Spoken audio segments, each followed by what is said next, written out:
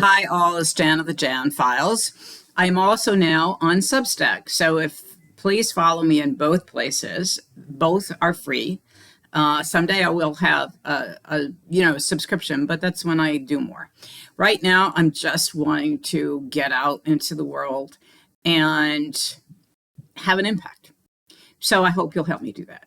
So I want to talk today about what is happening on every level, and the point of all of that is like the corruption, the people dying in ICE facilities, people eating worms in ICE facilities. Donald Trump Jr. getting $620 million for his company from the Pentagon.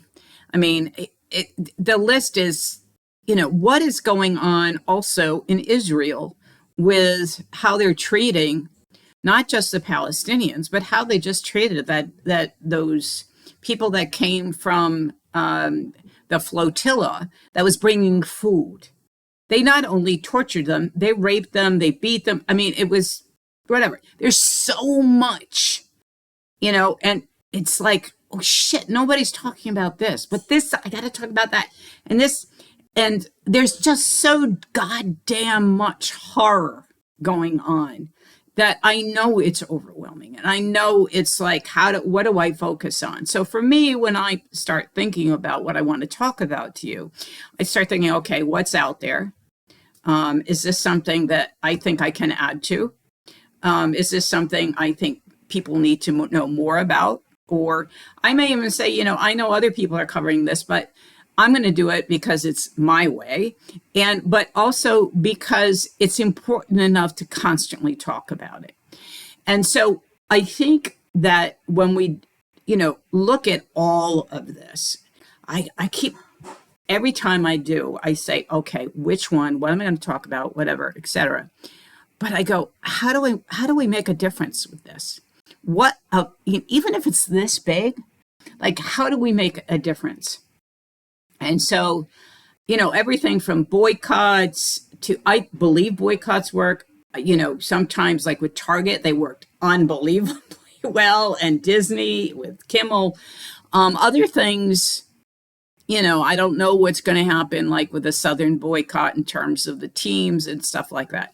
But there's so much that we can do. That one thing I want to make sure we do is we get very specific.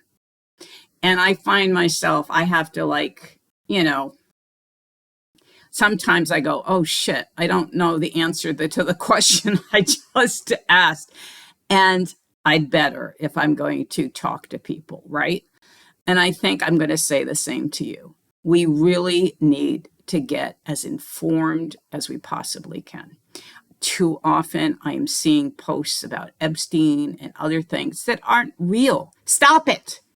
We don't do that, does nobody any good. Okay, just stop that. But we do need the facts at our fingertips. We need to be, and maybe you choose one thing a week or whatever to do a little bit of a deep dive. Become a little bit of an expert, because even though they can be dangerous, right now it's necessary. It's necessary because too many people are not getting, even those who agree with us, how much deep shit we are absolutely in. We all know the importance of the midterms, okay? But understand that they're going to do their best to cheat. And we need to be prepared, and we need to pave the way, the path to making sure that every single person that we are in contact with, whatever, it's not going to be every single person, but whatever, we are giving out facts, whether it's at a dinner party, when you're having a discussion, whether you're online having a discussion, because even all Democrats don't agree on a lot of things, right? And even Democrats have bullshit. Like they're saying, oh, well, this happened and he did. No. Just no. And the point is, when you say no, you had better back it up, because that's going to help. How much? I don't know. But I do know that It gets really hard when people have more than one fact at their fingertip for anybody to honestly being the word, engage in a conversation and spew bullshit. Now, I'm not talking about the idiot, the MAGA bots and all that stuff on Facebook. I'm talking more about when you engage on social media and you see something that's wrong, please say so. It's really important. We have to stand on the side of facts. And so we're going to get it wrong. We're absolutely going to get it wrong. And the most powerful thing when you are wrong is to admit that you're wrong. It's not a big fucking deal. Your being wrong is not a big fucking deal if you learn from it. If you make a mistake and then learn, you grow. And we need to allow that for people. And I'm not talking about, the people that are saying, oh, well, he said he was going to do this. No, I'm not talking about that. No, forget them. I don't care about them. I'm talking about when you engage with people that you think you can reach on some level or may even agree with you on a lot of things, but don't have all the facts. I have that happen all the time, with other Democrats. They're like, well, so-and-so did. I'm like, no, that's not true. And then, out comes, here's this, what happened, that would happen, here's the source, whatever. So I'm saying this because I honestly don't believe that people really are grasping the danger we are in. Some do, absolutely. I'm assuming probably most of you watching me do, but too many don't. Too many are not getting. They're just thinking, okay, this too shall pass. It may not, folks. We are going down a road we've never done anything remotely like this. It's like all of a sudden it was just like, okay, United States has been, growing and learning and fucking up, but learning and fucking up. And all of a sudden, the United States is now evil. We are evil. Our country is evil. We are as evil as Netanyahu's government, right? Different whatevers, doesn't matter.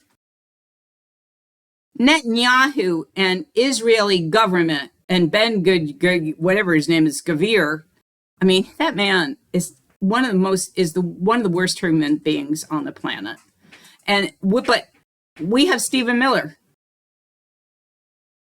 who want Black immigrants to lose their residency. I mean, like, you can't make up this shit. But at some level, I don't think, because of the lack of bigger actions by Americans, like more protests, etc., that we don't just have one over here and we don't, maybe one over there, and or we have the King's no King's Day, but when's the next one? I don't know. Do you know? I mean, there's something that's still not connecting.